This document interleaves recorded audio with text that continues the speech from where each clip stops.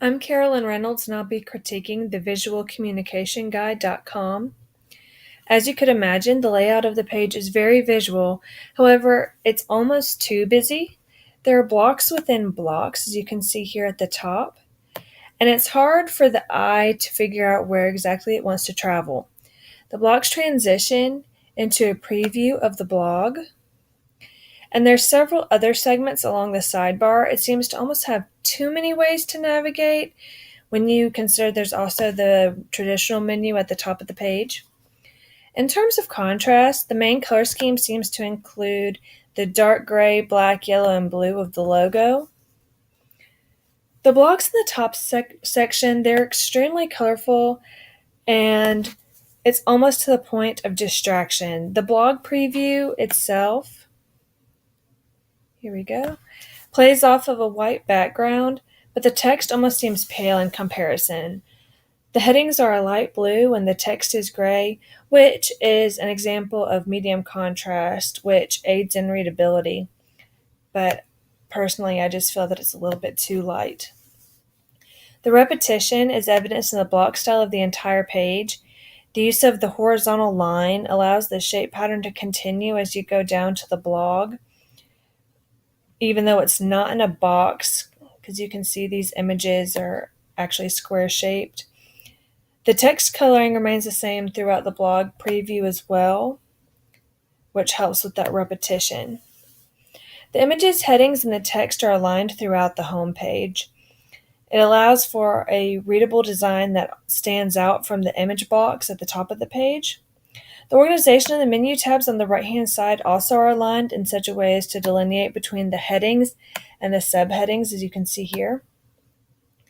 The images are grouped together at the top of the page, and then we get to the bottom and the blog postings are grouped together, and that proximity helps us to delineate between these two resources. The menu as well on the side is grouped and it stands out clearly. There's no question of what goes where. Typography. The typeface is sans serif with the straight ends. I like this choice. It appears to be cleaner and easier to read.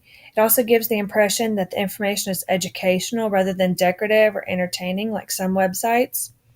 The font size is large enough to read easily without having to zoom in, and the heading is larger than the text, which aids with the organization.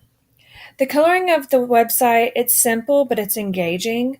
It's not necessarily primary colors if you come back up to the top, but it's still in those color bands, and so it seems almost childlike, which is appropriate considering his focus is education.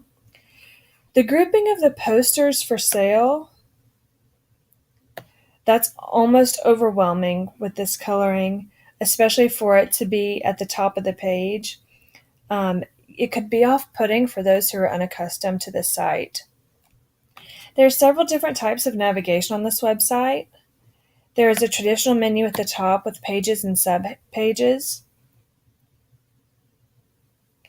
There's also a search option and a random post button. Further down the page, there's a collection of resources that gives another way to search for information, and that's organized by heading and subheading. The images up at the top, they link to other resources that are attached to those, especially the blog posts. These go to blog posts. I think it works in terms of providing the highlights and easy access. Design-wise, it makes the website less cluttered by sending the viewer to a different location rather than having everything posted in full on the front page. The interface is very functional. There are many different ways to find information in products. The layout's simple, even if the color can be a little bit busy at first glance.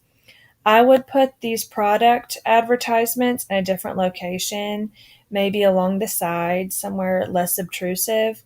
It seems a little bit aggressive in its current location and gets in the way of the other information. I really enjoy his logo. It ties the main color scheme together and presents well as a visual representation of his focus. I think it's very clever and well done.